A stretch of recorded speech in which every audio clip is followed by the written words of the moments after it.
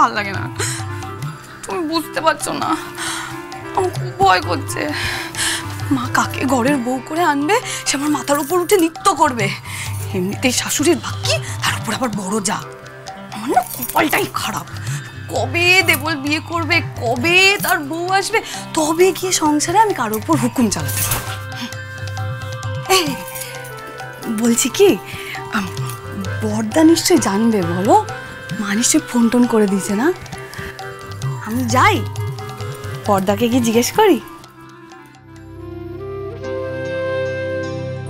আমি তোমার সাথে ইউএসএ যাচ্ছি না। আমি আমার সন্তানকে এই হাপিত্তিস করা শহরেই জন্ম দেব। আজ থেকে তুমি এ বাড়ির মেয়ে নও, ঘোষ বাড়ির বউ। এটা কেন করলে তুমি?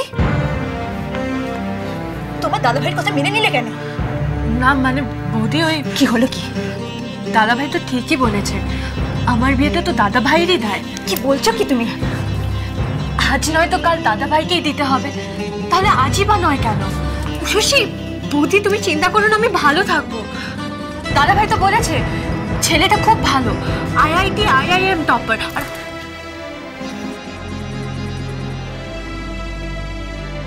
আমার চোখের দিকে তাকিয়ে সত্যি করে বলো তো, রাজি হলে কেন? আমার চোখের দিকে তাকিয়ে সত্যি করে বলো তো, রাজি হলে কেন?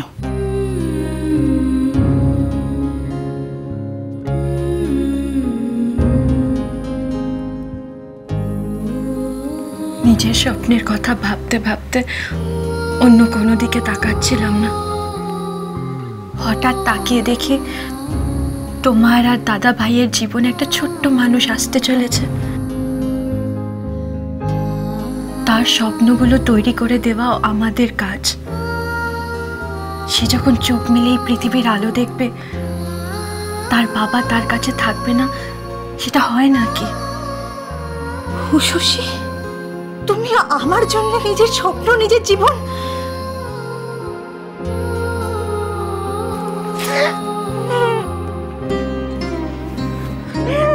ওদি তাকাও আমার দিকে, তাকাও। একদম কেঁদো না। আমার মনে আছে মা সবিতা আন্টিকে বলতো এই সময় একদম কাঁদতে নেই। মা বাবা এখন থাকলে কত কিছু করতো।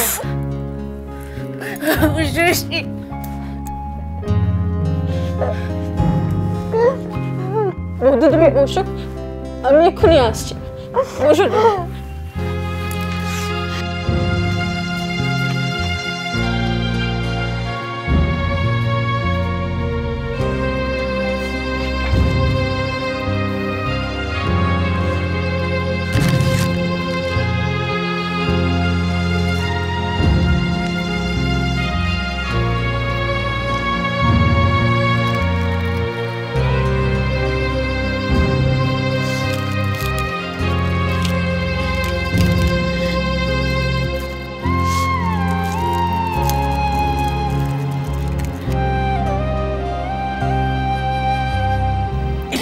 তোমার জন্যই ছিল।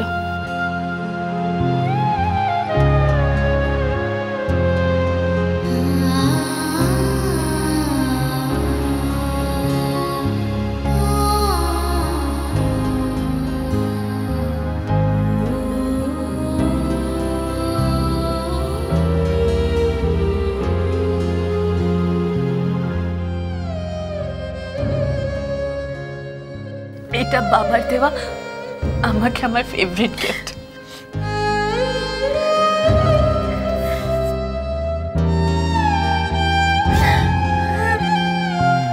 এটা তুমি রাখো। আর হ্যাঁ, তুমি আর কাঁদবে না। তুমি যদি কাঁদো তাহলে মা বাবা ভাববে আমি তোমার খেয়ালই রাখি। আর বৌদি ওখানে যে আছে তারও কষ্ট হবে। তুমি সবসময় তোমার মন ভালো রাখবে, কারণ তোমার মনের সাথে ওর মনটাও জড়িয়ে আছে। তাই তোমার মন খারাপ করার কোনো রাইট নেই।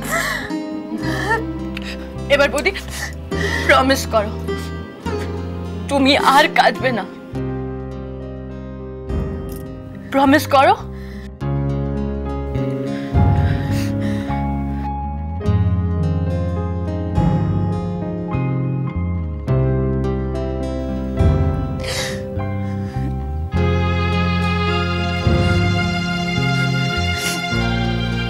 তুমি আমার জন্য সব হারাতে বসেছিলে,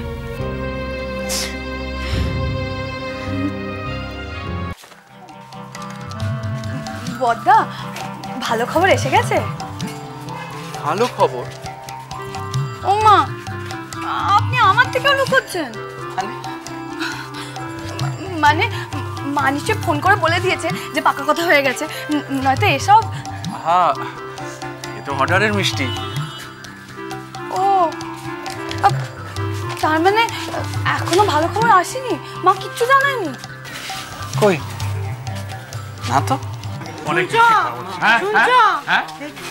দেখো সত্যি পারিস তোরা। এই না এই না, খুব খুব ভালো কাজ।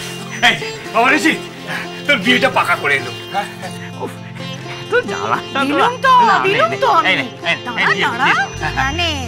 তোর বিয়েটা পাকা করে এলো। বড় ভালো মেয়ে, বড় ভালো মেয়ে। নিজের হাতে পায়েস রান্না করে খাওয়ালো আমাদের। অপূর্ব অপূর্ব। আমার তো মনে হয় বিয়ের পরে তোকে মিষ্টি করা শেখাবো।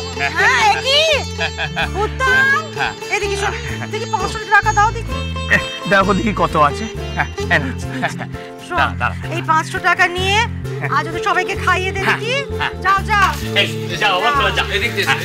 কি ব্যাপার গো ঘোষ দিদি, একেবারে হরির লুট দিচ্ছ যে? লটারি পেলে নাকি গো? লটারি পেলে হরির লুট তো 5 পেচিরা সবাই দেয় গো। তাহলে ভবানীর সাথে ফারাকটা থাকে কোথায়? ভবানী হরির লুট দেয় নিজের খুশিতে। বাবা, খুশির খবরটা আমরাও একটু শুনি। আমার খুশি, তোমরা শুনলে তো খুশি নাও হতে পারো। ছেলের বিয়ে ঠিক করেছে না তো, যেন যুদ্ধ জিতেছে। আমি যে বলেছিলাম 15 দিনের মধ্যে নিশিতের বিয়ে দেবো। ও নতুন বউ, তুমি রাস্তায় এভাবে দাঁড়িয়ে কেন গো? শেষ আমি তোমার অপেক্ষাতে দাঁড়িয়ে রয়েছি। এত খুশির খবর তুমি ছাড়া বলে ঠিক সুখ হচ্ছিল। আরে বলো না, আসল কথাটা কি সেটাই বলো না। এইখানে দাঁড়িয়ে বলেছিলাম না 15 দিনের মধ্যে ছেলের বিয়ে দেবো। এইখানে দাঁড়িয়ে বলছি বুধবার নিশিতের বিয়ে।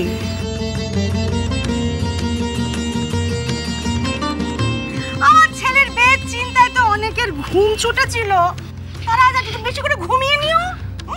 আবার অনেকে ভাবছিল যে 15 দিনটা কবে যাবে, এইখানে এসে আসলে না হোক কথায় ভবানীকে জুতোর বাড়ি মেরে যাবে। তাদের কাছে মাপ চেয়ে নিচ্ছি গো, তাদের মনে কষ্ট দেওয়ার জন্যে। তবে ভবানীও জানে জুতো মারতে। বাবা, এত তাড়াতাড়ি ছেলের বিয়ে ঠিক করে ফেললে? হ্যাঁ গো, মেয়ের ঘর বংশ সব ভালো করে দেখে নিয়েছো তো? এ মেয়েও না আবার আগের বউয়ের মতো না।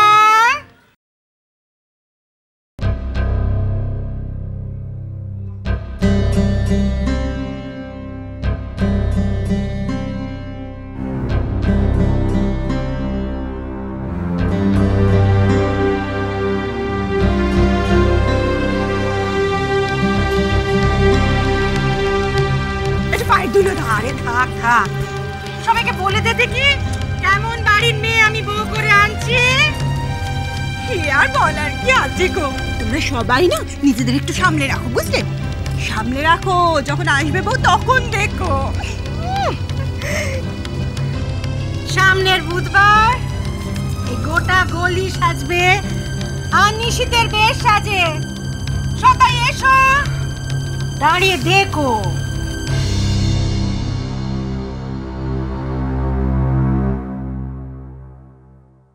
আমি একটু মেয়েকে আশীর্বাদ করতে চাই। 12:30 গতে শুভ সময়। বেশ, তো আমরা 1টার সময় যাব। ওদের সবাইকে খবর দিতে হবে। তোকে এই স্কুটার নিয়ে যেতে হবে না, এমনিতেই তোর শাড়ি পরা অভ্যেস নেই। আমি একা চলে যাব। ঠিক আছে, তবে 1টার মধ্যে চলে আসবি কিন্তু। 1টার মধ্যে? হ্যাঁ, ওরা 1টার সময় আসবে। তোমার